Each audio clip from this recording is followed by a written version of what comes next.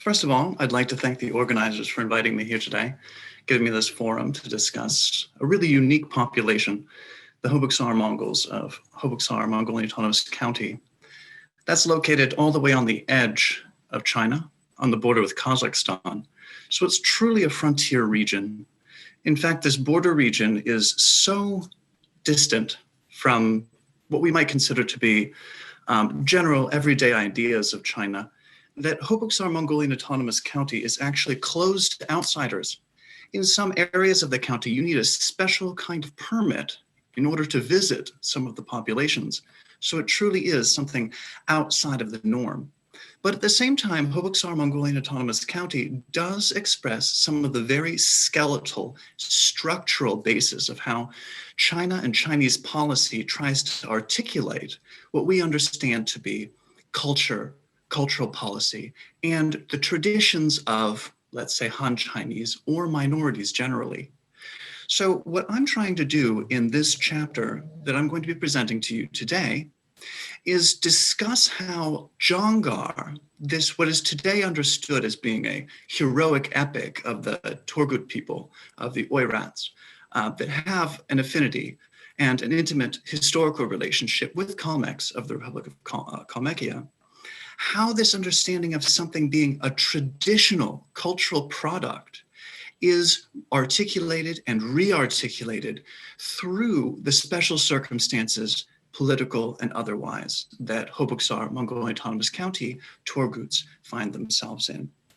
But let me start by introducing Hoboksaar-Mongolian Autonomous County. Like I said, Hoboksaar is located on the very edge of China, rubbing very closely up against, in fact, directly up against Kazakhstan. So this area, however, that you can see in red, it's actually a vast region. In fact, though it's just a county, it is actually roughly the size of Belgium, the Kingdom of Belgium in Europe. So this county is a country-size unit, but with a very sparse population, only about 60,000 people. About 20,000 of those are Mongols, and it's roughly split between Mongols, Kazakhs, and Han, with a very small plurality of Han Chinese. So nevertheless, the Mongols, this region is understood as being a Mongol cultural unit. So virtually everything is articulated through Mongol tradition. Yet nevertheless, this region has taken on mostly a Chinese linguistic form, but culturally has tried to adhere to a, quote, traditional understanding of Turgut culture. However, this region within the last 30 years, 40 years, has undergone massive transformations. This is just a photograph of Hoboksaar's from a satellite view. And as you can see, the red buildings, mostly to the left, this is what Hoboksaar really used to be. It used to be made up of what were called mud huts, mud houses. They're not really mud, but rather they were brick, and then they were layered with some mud on the outside, and they were known locally as tufang, which in Chinese means mud houses. But within the last few years, these have been, as you can see, some of these areas here, this is a recent photo from about a year ago, they've been demolished, and instead they've started to build these multi-story high-rise buildings, some of them about 5 stories high, some about 14 stories high, and started to sedentarize the local population. In fact, this transformation was so extreme, so abrupt, that I actually, when I arrived in 2013, only seeing these so-called mud huts, when I went back in 2016, I thought I was in the wrong town. It had transformed so much in such a short period of time that I actually thought I was in the wrong Hoboksaar. So this transformation has been immense, but this is only the most recent, what is known as Chengjianhua in Chinese, which is townification in English. So the sedentarization of the Mongol population is only one last step in a series of almost generational, massive social shifts that Hoboksaar residents have had to go through. So my presentation today is going to be about this Jangar, which is now known as a heroic epic of Jangar, but it's actually just a long form narrative poem that was presented generally orally by some skilled skilled poets, skilled performers, skilled bards, known as Jangar. And this centered around a very powerful Khan, almost a godlike figure known as Jangar Khan, who established his paradise, his utopian Khanate of Bumba. Now, actually, most of the stories in this Jangar epic cycle don't really center around Jangar. They center around his 12 heroes, who all have their own backstories, very complex plots, and their own special powers, who go out throughout the kingdom in order to fight monsters or to help incorporate other kingdoms or khanates into Bumba. But it's all tied together with this implicit knowledge of, or the even brief appearances of, this Jangar Khan. They're all fighting for Bumba. They're all fighting for this magical Khanate and this Khan, Jangar Khan. Now, in Hobokssar, it's understood today to be folk literature. In the past, it was an epic performance that was performed within a group of individuals, but it is today understood to be literature, and the literary epic has 70 so-called chapters today. However, in the past, in the 1970s and 1980s, over 150 episodes were indeed collected as oral performance. And then they were literalized within about the 1980s into what we now understand as being the literary folk epic of Jangar. And these are massive, massive pieces. One chapter itself, in its literalized form, can have thousands of lines.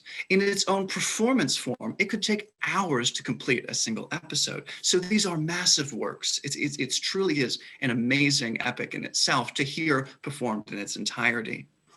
Now, despite what I've talked about, these radical changes over time, Jangar in Hobokssar and with Hobokssar-Mongols is nevertheless constantly being reified and discussed as a tradition, unchanging over time, almost as though it's something taken from an immemorial past and brought into the present. And this is something that's talked about all the time. It's talked about all the time in anthropology. It's generally put on a binary line between continuity and change. Now, that's all very important, and I really do recognize this in anthropology, but my question when I was in Hobokssar is not what is tradition. It's not what can we understand to be tradition as an analytical concept. My attempts here were to understand how Hobokssar residents understood Jangar as a tradition, and how through these really radical changes through time, individuals were still able to consider Jangar to be unchanging through time. So that was really what I was trying to do here. And I came to the conclusion that what we had to do was investigate this, take seriously these claims, not to downplay them as being absurd. Of course, there are so many changes over time. How can you possibly consider these to be unchanging? No. Rather, what I tried to do is investigate tradition as a discourse, tradition as a claim. In my understanding, tradition is first and foremost a claim, and we must investigate those claims deeply. So what I did was, in this chapter, I tried to investigate three different, what I call generations or categories of claims. First, claims regarding a so-called traditional Jangar prior to collectivization in the 1950s. Then some claims as to what Jangar became after it was reintroduced to the region, roughly in the 1980s, but more specifically in the 1990s. And then how Jangar is still discursively constructed as traditional and unchanging today in its new contemporary circumstances as intangible cultural heritage. Now, as you can see here, this is a group of individuals. This is in the late 1980s. I think it was actually probably 1991. These two up front were the most famous Jangarchi in Hobokssar-Mongolian Autonomous County, Junai and Pouvet. And here we can see in the 1980s, this is the government was working directly after the Cultural Revolution, where all forms of cultural manifestations were essentially eliminated. If they were not considered to be revolutionary, then they were reactionary, and then they were suppressed. Now, at this time, Jangar had received an enormous amount, a disproportionate amount of oppression by the government. In fact, in some cases, a very famous Jangar of Bayangolong, Mongolian Autonomous Prefecture, he was known as being a Jangar who could sing Jangar perfectly, but he didn't know Mao Zedong. He didn't know the works of Mao. So the Red Guards pulled his teeth out with pliers. These awful, awful stories of people being killed, being tortured because they were Jangar are numerous in Xinjiang. But by the reform and opening, there was recognized that this was a mistake, this was a problem. So they tried to consciously go out and collect Jangar to save it.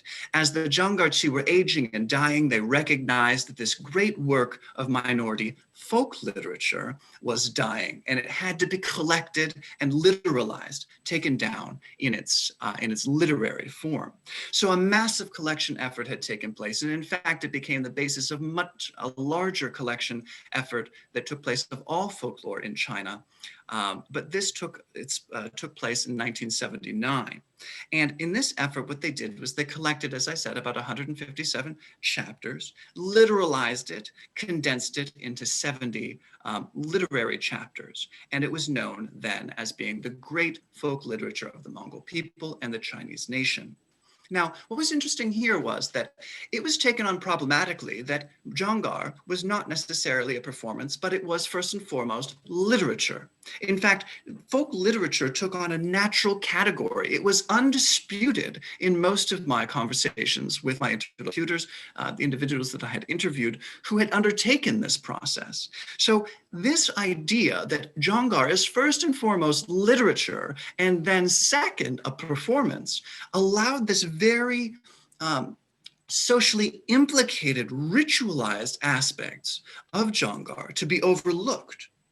And instead, what was emphasized was its value as literature.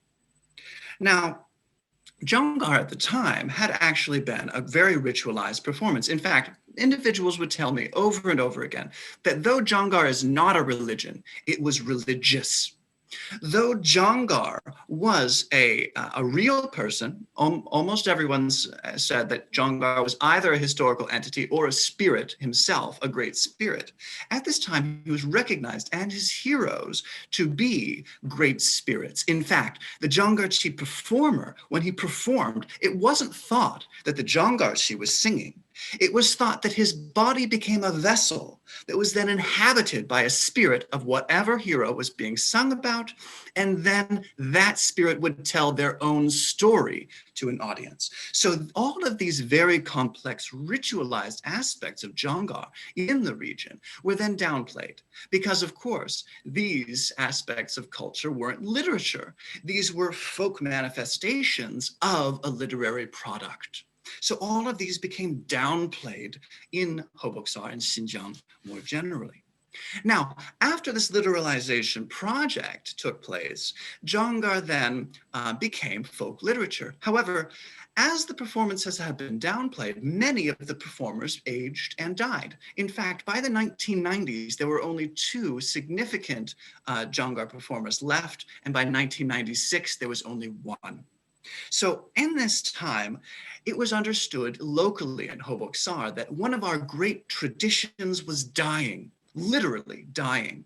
So the county magistrate, the equivalent of a mayor of the county region, he ordered one of the schools to find their best students and have the students memorize the book of Jangar, memorize the literature so that it could then be put to music and sung to bring back the great tradition Hobokssar Mongols. So these are the 3 students who had actually memorized full chapters from the literary version, not sung, not transmitted from another Jangar, but from the literary edition created by the government. They memorized these chapters, put it to music, and would sing them. So in this attempt to revive this great tradition, they then memorized the literature rather than the actual historical performances themselves. Nevertheless, even though this did take place, it was understood that This then became a new kind of performance, a stage performance. And in this time then, individuals, in order to make a stage performance, you couldn't have an hour-long presentation, so it was shrunk to 30 minutes. It was shrunk again to 10 minutes. And then finally, today, these presentations generally do not, these performances generally don't exceed about 5 minutes. Most of these Jangar they said that this was not good. You shouldn't be reducing it. You shouldn't be changing it like this. You shouldn't be simplifying Jangar, but they understood it. In order for it to become a great tradition in the present, it needed to be created as a stage performance, and that was understood generally as being good and an active process to transmit this traditional and historical aspects of Jangar and bring it to the people today, to revive this great tradition. Nevertheless, this great change then coincided with approximately the same time that China began to engage with what were called intangible cultural heritage discourses. In 2006, China became a signatory to the intangible cultural heritage of humanity, of UNESCO, and Jangar was immediately added to the national, not the UNESCO, but the national list for intangible cultural heritage. Now, this was significant because in China, as I had mentioned before, the great traditional culture of the Turgut people was the literature. But as intangible cultural heritage then, this redefinition allowed for a re-engagement of traditional historical past performances. The performances were no longer considered just being something extra. They were considered being something central to what Jangar was. However, in doing this then, Jangar then became a mixed bag of other equally heritage aspects of Mongol culture. So performances then began to incorporate all sorts of so-called traditional Mongol culture, bringing in, for example, in this examination here, many students in a primary school getting together, wearing so-called traditional clothes, playing so-called traditional instruments, and actually singing a song about Jangar that's actually not Jangar, but considered an aspect of traditional transmission to next generations. So in this understanding, however, of intangible cultural heritage, this becomes mixed up with all sorts of different kinds of political and moral implications. To be culture in China, you have to be understood as being excellent culture, as opposed to garbage or superstition. And therefore, the excellent aspects of the culture, for example, performances that would be able to be enjoyed by a larger group rather than secluded individuals. It was no longer something that could only be exclusively performed for and by Mongols. It could be produced by anyone. These aspects then were brought in a political form.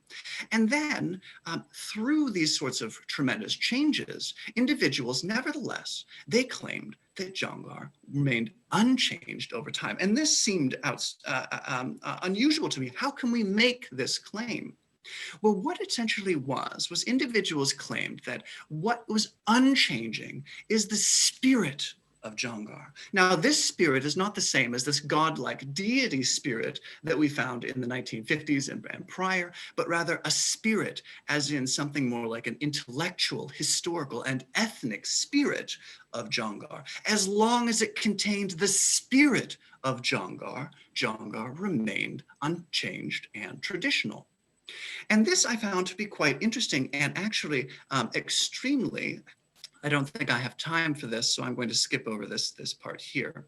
I found this to be extremely interesting because this idea, which was not a formal propaganda or ideology that was expressed by the government, but rather expressed by individuals themselves, taking the spirit into the modern era. Well, that seems to me to be very similar to this idea of making the past serve the present, which has been a guiding cultural ideology in China since prior to the founding of the People's Republic.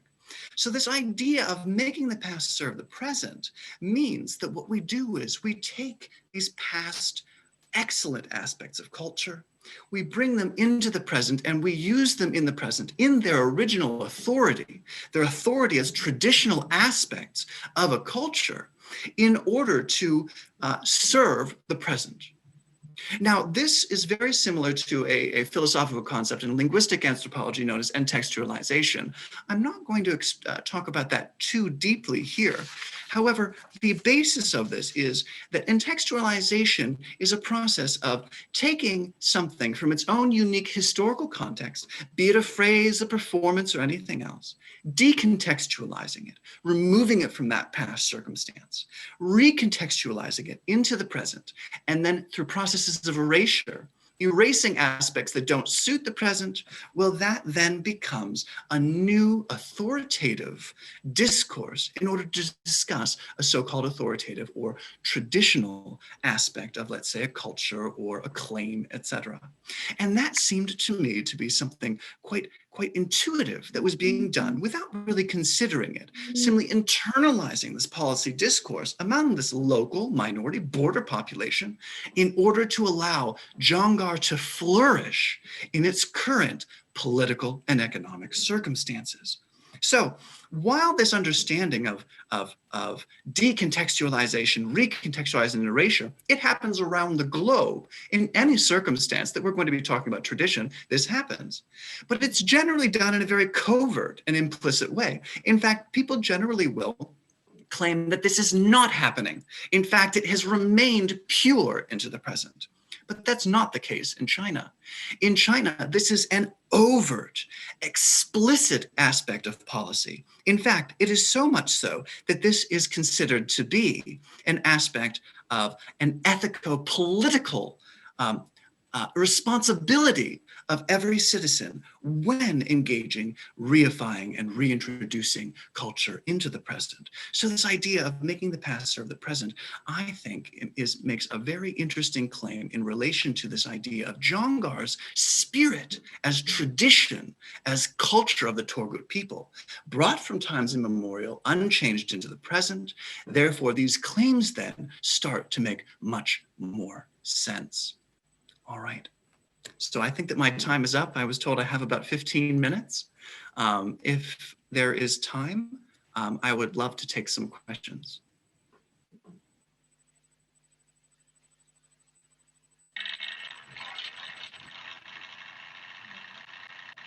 Michael? Yes. Thank you very much.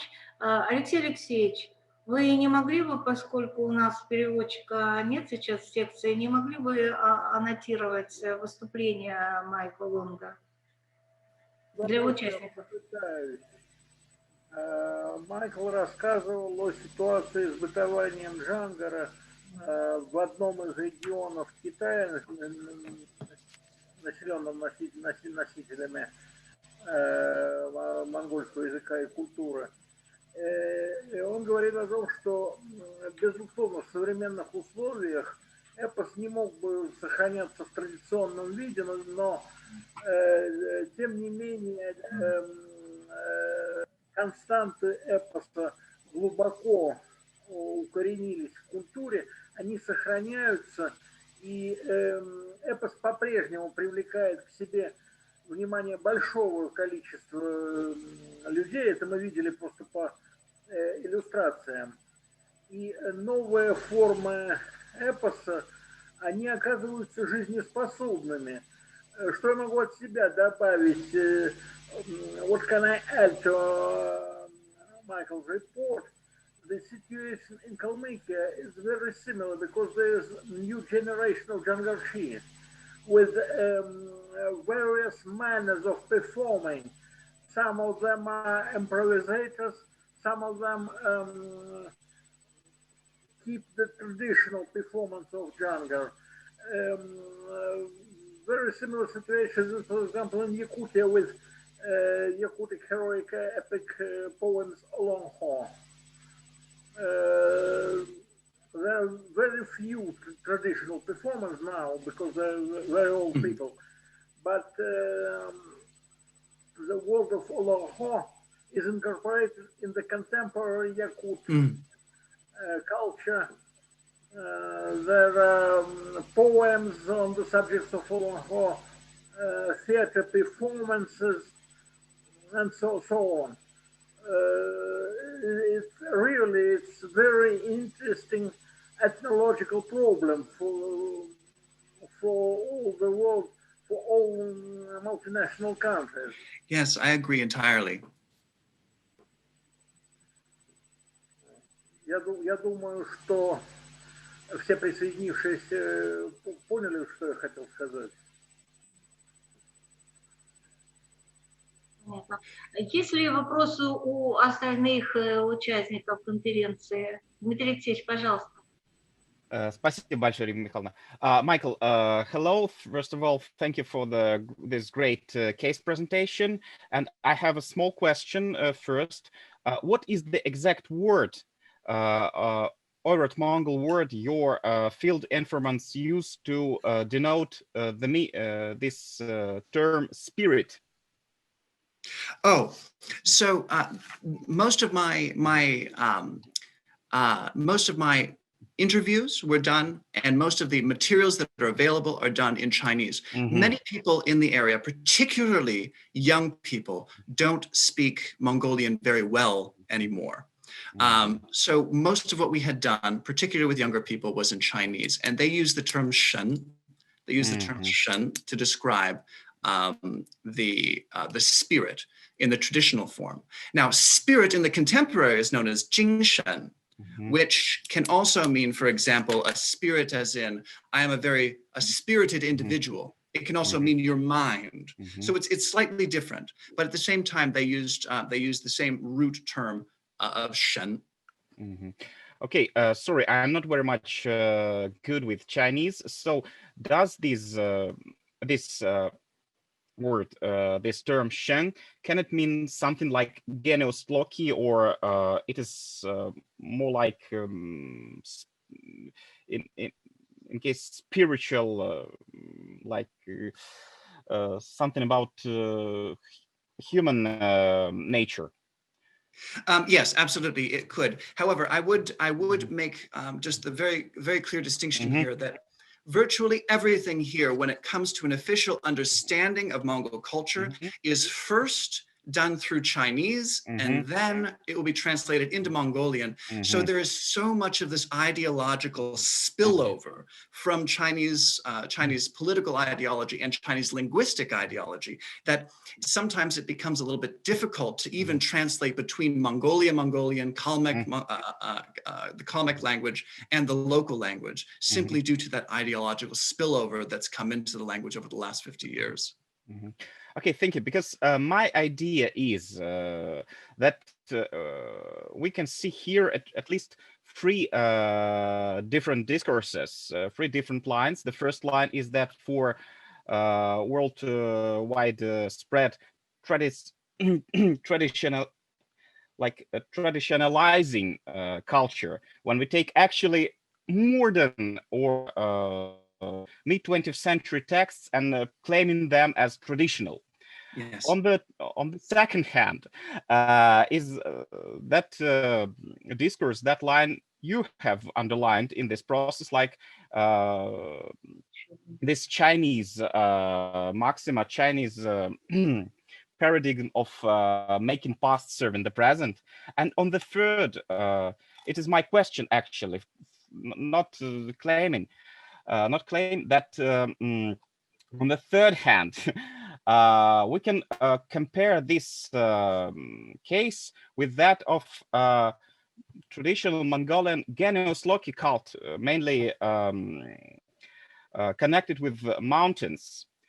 Because on my older archive materials of the beginning 20th century, this spirit living in the within the mountain, or the mountain itself as a spirit, is actually a defender of the local people, of the community that spiritualized and that claims the mountain as the sacred place. And in many cases, this spirit can even move with the members of community to different parts of Mongolia and Tibet, or whatever part of the world, and protect them. So might it be the case that Jangar claiming the locals Jangar as a spirit can be some kind of this tradition, like it is our defender of our Hoboksar community, of us, Oros from Hoboksar. It is like our spirit who defends us in other parts of China. And this is the case. We have to revive this cult because we see it as a spirit, not Now, only. Yes, yeah. So I think that you bring up a very important point. Due to the special circumstances in Xinjiang at the time that I was there, this was the beginning of, we don't have to go into the details. I think everyone is aware of what's going on at the time. People were very reticent to discuss Jangar as being anything other than culture. When people said, for example, that Jangar was religious, but definitely not a religion, that immediately sort of made me recognize that some of these discourses were being suppressed voluntarily in order to ensure the protection of Jangar as a cultural artifact, if not a religious one. So I think that in the future, hopefully, we'll have that opportunity to make an investigation such as the one that you've proposed. What does Jangar actually mean as this spirit? But it was something that I was not prepared to put people in the position to have to make those claims. Okay, thank you. That's the exact point I was interested in. Спасибо. Виктория, пожалуйста. Ну, кто мне поможет? Алексей Алексеевич или же Дмитрий? А вон Галина Петровна может, наверное, помочь тоже. Да, вот вы знаете, профессор Майкл затронул самые, значит, дискуссионные, если не злободневные вопросы, да, относительно Джангара и вообще традиционности и проблемы генезиса. Вот в этой связи...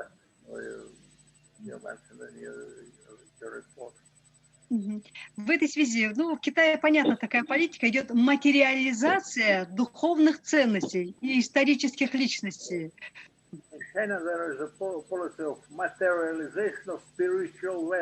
Да, там святилище Чингисхана, значит, там, да, посвященный ГСР-БГСРу, и Джангару тоже, дворец Джангара. Вот. В этой связи, как вы считаете, вот мне интересно ваше мнение, вот это такое, значит, вот эта тенденция материализации духовных ценностей может ли повлиять, как бы укрепить позиции, укрепить позиции наших китайских коллег в части утверждения, ну, скажем, Хобоксаров, родины Джангара? Our Chinese scholars in the localization of homeland of Jangar. Yes. So I think that there were three very important concepts that the professor had mentioned. The first is the materialization of the immaterial. The second is the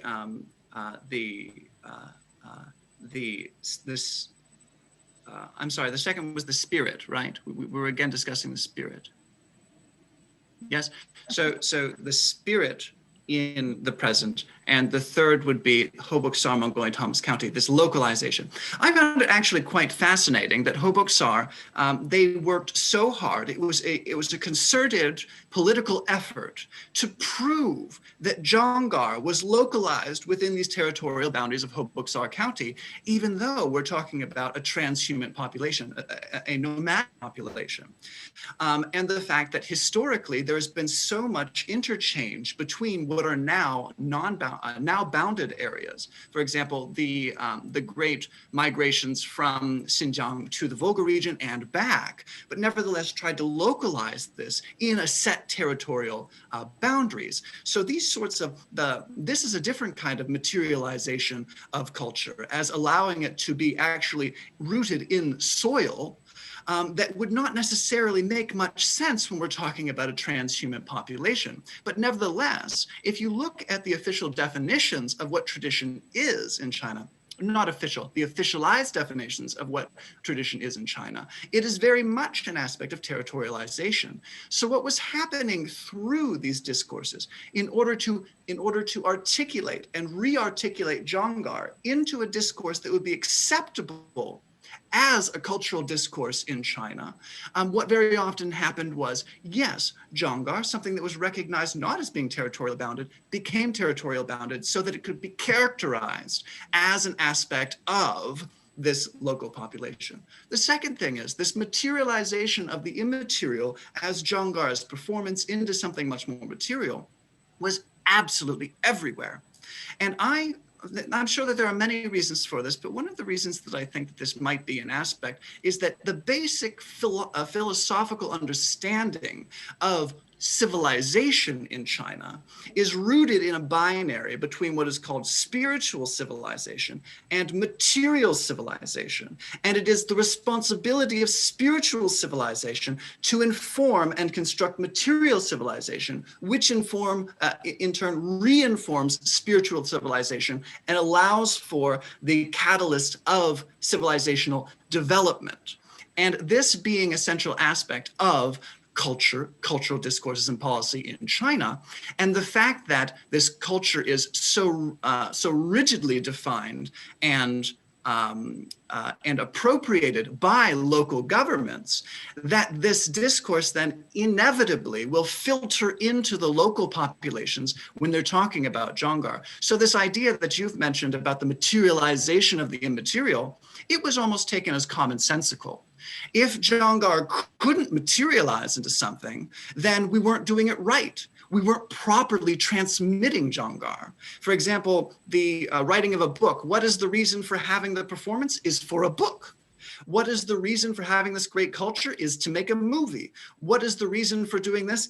We must build a museum to Jangar, or else Jangar isn't valuable. So these sorts of things were constantly flowing in the discourses of local populations that I think is very much in part due to the rigid control of cultural discourses within the region and Xinjiang generally about what constitutes valuable culture among individuals. And this was not taken by everyone equally. In fact, one of my informants, she told me in the these performances of Mongol traditional culture, it's every single performance about traditional Mongol culture included about 6 things. It included traditional clothing, the traditional dance, the traditional songs, the Jangar, and a couple of other things. And one of my, the Khada, for example, and one of my interlocutors said to me, what is this? Do we Mongols only have 6 cultures? Is that all that we Mongols have? So this idea of the rigid definition of what constitutes culture as being individual, distinct aspects of a cultural product rubbed some people the wrong way, particularly older generations. So this materialization in practice was changed into a materialization as something valuable. Спасибо. Алексей Алексеевич, большая просьба. Я потеряла нить. Вообще. Действительно, вот отдельные такие вот островки, они сохраняют традиционную культуру, превращая в преобразованном виде, превращая ее в региональную культуру, хотя этот процесс когда-то начавшийся, он оказывается подвержен миграциям, как те, которые вот имели место в истории айратов и калмыков. Но в целом, как я понял, китайское правительство поддерживает вот эту вот модернизированную традиционную культуру. I can add that in the Soviet Union, in Russia, they have such direction as supporting non-linguistic forms of culture. It's very dangerous for linguists and specialists in folklore.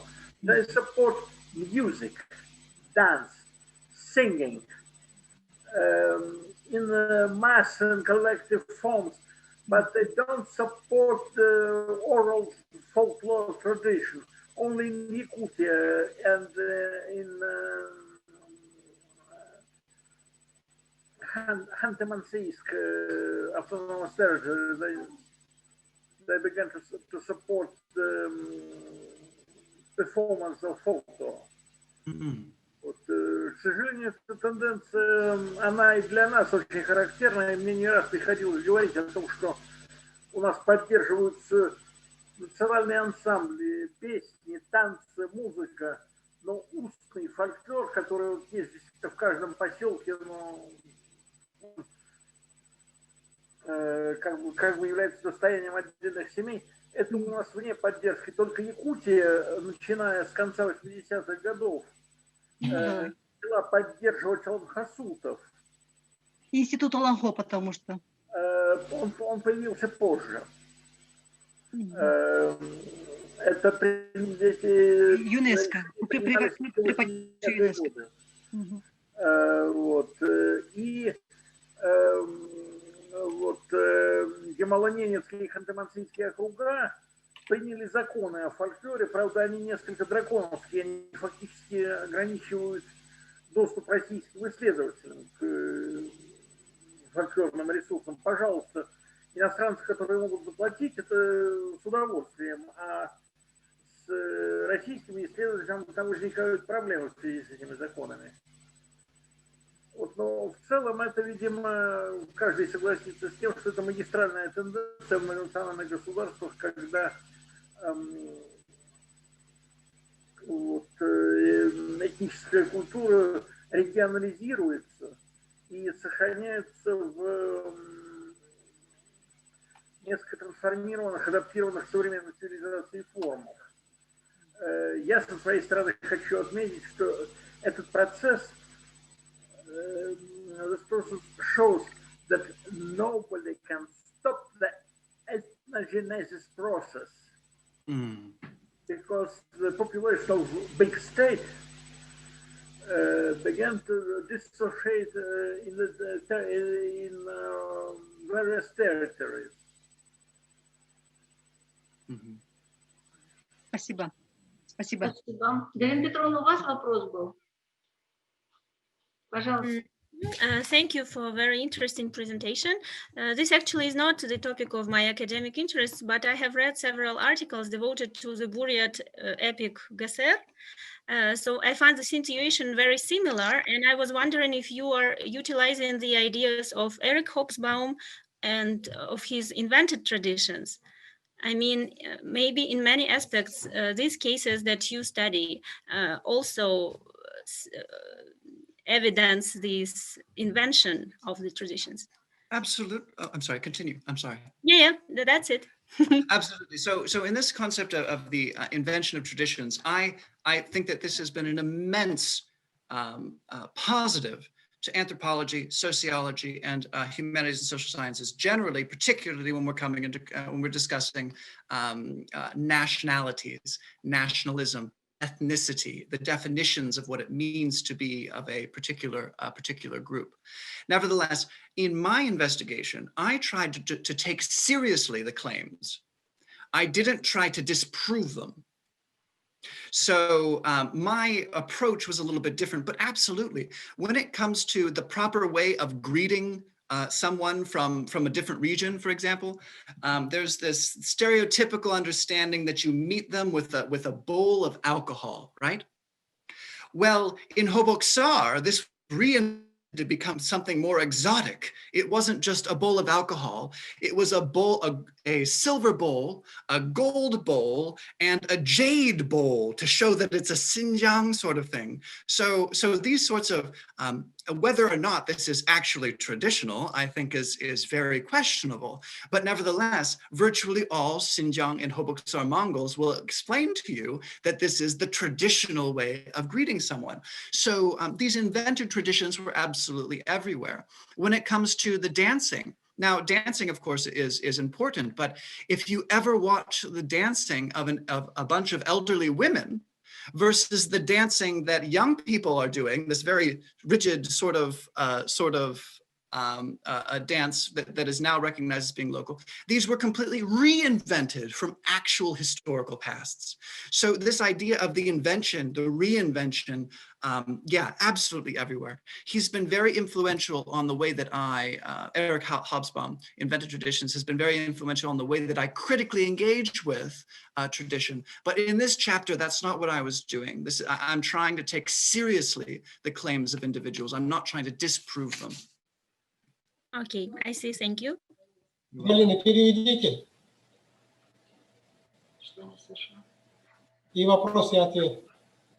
Я сказала, что я не являюсь специалистом в этой области, но знакома с некоторыми работами, посвященными эпосу ГСР в Бурятии. И во многом современная ситуация с эпосами сегодня находит теоретическое отражение в работе Эрика Хобсбаума, как это по-русски? Invented Traditions — это такая книга... Изобретенная традиция. Да, изобретенные традиции, не могла вспомнить. И Майкл отвечает, что, безусловно, эта теория находит свое отражение и в его исследовании, но именно в этой главе своего исследования он не пытался каким-то образом... с этой точки зрения анализировать свой материал, но об этом говорится в какой-то другой части, видимо, в теоретической части его исследования. Вот. Но, безусловно, вот он как рассказывал о том, что приветствие с чашами, с водкой, традиционное, трансформировалось сегодня так, что приветствуют с 3 чашами, золотой, серебряной и, напомните, джейд — это... Нефритовая. Нефритовая, и с нефритовой чашей, и все вам скажут, что это традиционно, так всегда делалось, хотя, конечно, это вот именно изобретенная традиция. То же самое касается традиции танца, что движения танцев абсолютно изменились по сравнению с тем, как это было исторически, но все люди будут вам утверждать, что это традиционный танец, да? И то есть, конечно, это все есть, но он этого не отрицает, но в своем исследовании он фокусировался не на этом аспекте. То есть он не хотел, как сказать, это понятие деконструировать, можно так сказать, что ли. Спасибо. Спасибо. Если можно, я 2 слова добавлю. Да, конечно. Я не слышал доклад. Майкл очень поздно подключился. Майкл, говори одно. Он по-монгольски не говорит. Да ладно, тогда я хотел спросить, просто это или наша ошибка организаторов, или Майкл так написал, но Хобоксар не относится к Или-Казахскому автономному округу. Он относится к Бортала-Монгольскому автономному уезду. Это первое, что я хотел сказать. И второе, по поводу материализации. Вот когда сегодня возникает, объявляет они Хобоксар родиной Джангара, а Байнгол родиной протяжной песни, здесь надо учитывать еще один другой фактор такой. Мы воспринимаем со своей точки зрения, как бы у нас какая-то появляется боязнь, а на самом деле в большей части это связано с ситуацией, которые оказались айраты в Синьцзяне. А вы не забывайте, что огромный регион Синьцзяня, а в нем айратов 200 000 распыленные, и они живут в 20 местах. И даже в тех районах, которые называются Бортала-Монгольский автономный уезд, Хобоксар-Монгольский автономный уезд, монголы там не заставляют даже половину.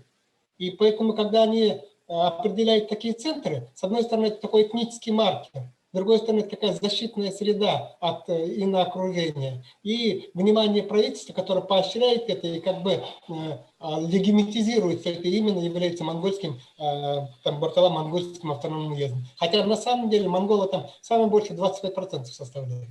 Ну вот я хотел об этом сказать. Галина Петровна, вы не можете перевести эти вопросы для Майкла? Ой, простите, пожалуйста, я второй вопрос не следила, у меня тут ребенок маленький. Ну, коротко, кто расслышал? Дмитрий Алексеевич, вы расслышали? Можете вы вопросы передать Майку? Так, okay, so Dr. Badzer was saying first that actually there is a little mistake in the name of your presentation, that Hoboksaar is not related to Ili-Kazakh region, it is related to Borotala region. No, that's not true. The Ili-Kazakh region is a super prefecture. It's actually of the Tachang prefecture, and it is connected to the Ili-Kazakh autonomous prefecture. Yeah. And I said it was bordering Kazakhstan. I didn't even mention Ili. Yeah. Да, Майкл приносит извинения, он сказал Боро-Казах. Да. Вот. And the second claim of Dr. Bichev's claim was that this practice of proclaiming different regions of Xinjiang or at different locations of Xinjiang or at population as the motherland of Tindu, of Jangar, is that it comes from the national policy, but it is placing and an attempt to save the Orat population because of its being actual minority in these locations, in these administrative regions. So it is like an attempt to protect them, to protect the ethnicity from Chinese government. Is that his observation, or is that a question? This is his observation, that's claiming this. Well, actually, it is. I will use this case to ask you whether you compare this case with actually our Russian or Soviet historical case of Jangar's 500th anniversary held in 1940. Actually, it was almost we can say that Joseph Stalin proclaimed Jangar as a 500 years old epic in 1940. So do you compare it these cases or not? So in this particular case, in this particular chapter, and my book generally, I don't actually discuss Russia. My upcoming proposed project that I'm trying to get funding for is going to be doing an explicit comparison between the Xinjiang, between Chinese Oirat and Russian Kalmyk renegotiations and rearticulations of what it means to be Torgut, particularly through historical claims. For example, what in China is known as the Great Eastern Return, which is the fleeing of the Kalmyks in Russia, and Jangar as a cultural product. Because in Russia, Jangar was taken up and put on a very high pedestal very early on, which of course would have numerous influences. But in China, it's almost as though they tried to cut off that history in order to create their own Chinese history of it. And I think this would be a very interesting way to be investigating so-called identical claims that have evolved and been re-narrated in completely other ways. So this is actually your question, is hopefully, if I can get funded, hopefully is going to be the next step in my research. Okay, thank you. You're welcome.